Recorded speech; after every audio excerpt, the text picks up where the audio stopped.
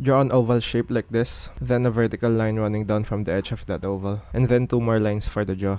At this point of the circle, draw a line going down diagonally across the vertical line.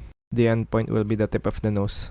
Draw a small line going back in, and then another going back out, which would be the philtrum. Draw this shape for the lips, then another line going back in, and then the chin. The eye would sit here in line with this point, and the ear would sit around here. Round out the lines to make them look more natural, then add the other details. Keep these points in mind, see how they relate with the vertical line. Depending on the individual's features, these points would sit in different places in relation to the vertical line, as well as in relation to each other. These features can be simplified or exaggerated based on your style. It's probably not going to look right when you first try it. It'll take time and practice. What you can do is take a real life reference and break them down into the shapes and points I've shown earlier. Don't just trace the outline. Focus on the points in the underlying structure, and then try to recreate it.